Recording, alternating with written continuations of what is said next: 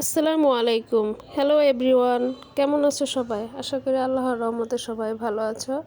আলহামদুলিল্লাহ, আমিও ভালো আছি। আজকে আমি তোমাদেরকে দেখাবো চিংড়ি মাছ রান্না করা। তো চিংড়ি মাছ পছন্দ করে না এমন কোনো মানুষ নেই। চিংড়ি মাছ ছোট বড় সবাই পছন্দ করে, তা বিশেষ করে ছোটরা খুবই পছন্দ করে এই চিংড়ি মাছ ভাজাটা আর কি, ভুনা। তো তোমরা দেখতে থাকো, আমি তোমাদেরকে চিংড়ি মাছ রান্না দেখাবো। আমি চিংড়ি মাছগুলো কেটে নিয়েছি। তারপর হচ্ছে যে আমি পেঁয়াজ কুচা নিয়েছি, তার সাথে টমেটো আর ধনেপাতা নিয়েছি কুচা করে। তো এখন আমি চুলাতে কড়াই বসেছি। কড়াইটা যখন একটু গরম হয়ে আসছে তখন তার মধ্যে আমি তেল দিয়ে দিলাম।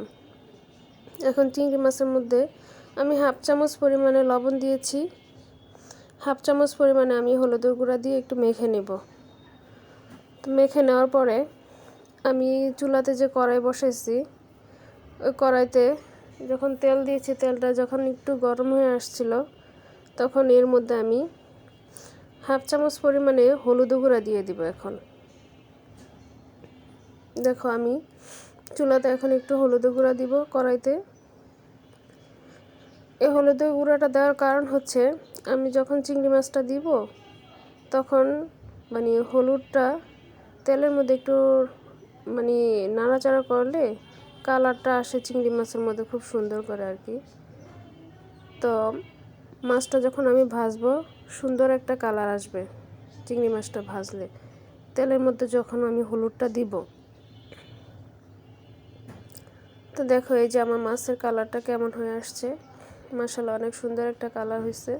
তো যারা যারা চিংড়ি মাছ পছন্দ করো তারা একটা লাইক দিয়ে দিবা, আর আমার এই চ্যানেলটি সাবস্ক্রাইব করে দিও যদি ভালো লাগে তোমাদের এই রান্নাটা।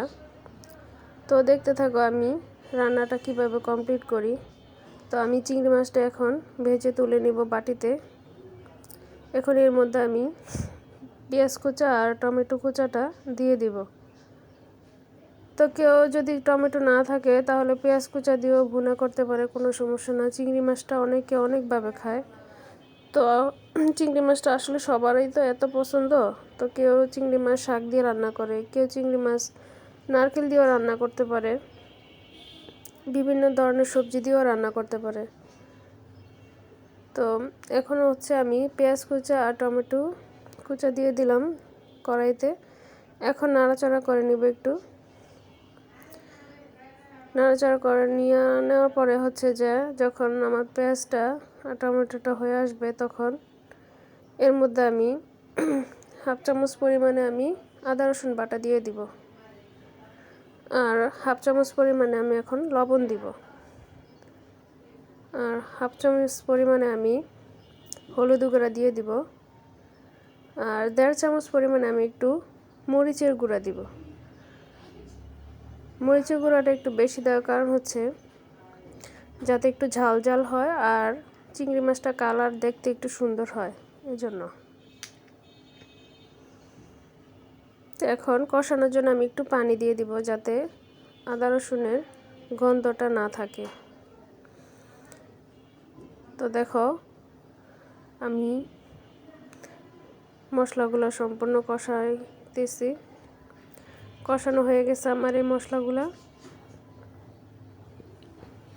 তেলটা একটু উপরে ভেসে আসছে। এখন আমি এর মধ্যে ধনিয়া পাতাটা দিয়ে দিব, সাথে সাথে আবার চিংড়ি মাছটা দিয়ে দিব। এই যে চিংড়ি মাছটা দিয়ে দিব এখন। তো দিয়ে একটু নাড়াচাড়া করব। যখন দেখবো সম্পূর্ণরূপে তেলটা উপরে ভেসে আসছে তখনই বুঝে নিব যে আমার চিংড়ি মাছ ভুনাটা হয়ে গেছে সম্পূর্ণ। কেউ চাইলে একটু হালকা জিরা গুঁড়া দিতে পারে, তো এটা না দিলেও চলে। ধনেপাতা যেখানে দিয়েছি ওইখানে আর জিরা গুঁড়া দেওয়ার দরকার নাই। আমার মাছটা সম্পূর্ণ হয়ে গেছে এখন। এই চিংড়ি ভুনাটা গরম ভাতের সাথে খেতে এত মজা। তো আশা করি সবার ভালো লাগবে। প্লিজ আমার এই চ্যানেলটি সাবস্ক্রাইব করে দিও যদি ভালো লাগে রান্নাটা দেখতে।